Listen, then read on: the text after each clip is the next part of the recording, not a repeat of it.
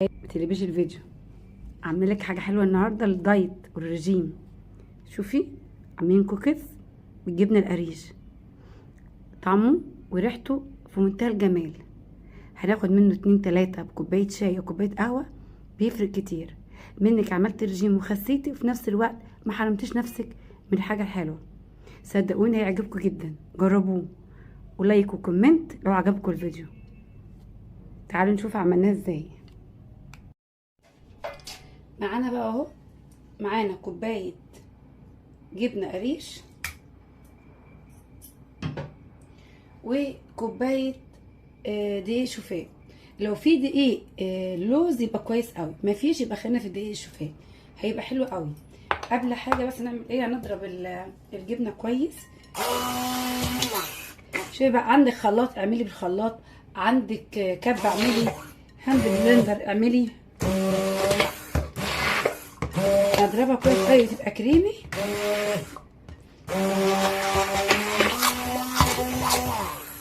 هنحط الشوفان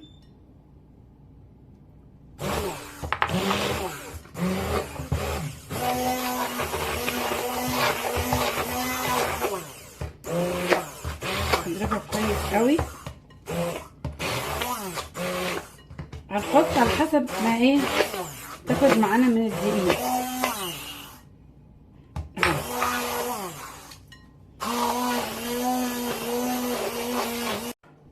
هنحلي بالعسل، نحط معلقه عسل او معلقتين على حسب ما انت عايزه نسبه التحليه بتاعته. على فكره الكوكيز ده حلو جدا جدا مع كوبايه قهوه، مع كوبايه شاي، بيبقى حلو قوي، يعني بيبقى ممتاز جدا جدا وما تخافيش منه. ده بيبقى بالنسبه للناس اللي بتعمل رجيم، يعني نفسنا في حاجه حلوه.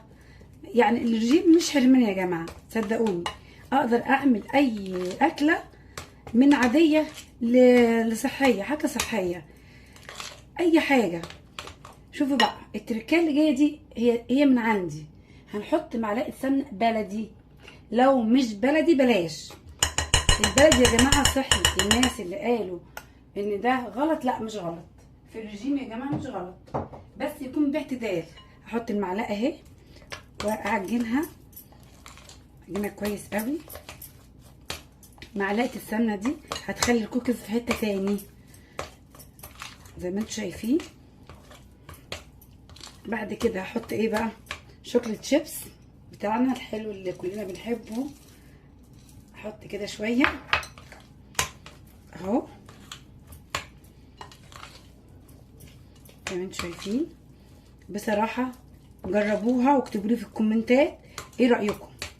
انا جربتها تحفه يا جماعه، صدقوني مع كوبايه شاي مع كوبايه قهوه حلوه قوي زي ما انتم شايفين اهو. هنعمل ايه بقى، نجيب صينيه وهنحطها مع بعض زي ما انتم شايفين كده اهو. هناخدها زي بالمعلقه ونحطها في الصينيه كده، وبعد كده نحط الشوكولاته الشيبس عليها. دلعوها بقى، يعني انتوا دلعوها بمعلقه، ظهر معلقه كده، ونظبطها تدينا شكل الكوكيز بتاعتنا زي ما انتوا شايفين كده. دي الصينيه بعد ما وزعنا عليها الكوكيز، هنحطها في الفرن ونشوفها بعد الفرن شكلها عامل ازاي. شوفوا بقى بعد ما خرجت من الفرن شكلها عامل ازاي. صدقوني كانت قلبة ريحة البيت، جميلة جدا. جربوها مش هتندموا، حلوة قوي للرجيم.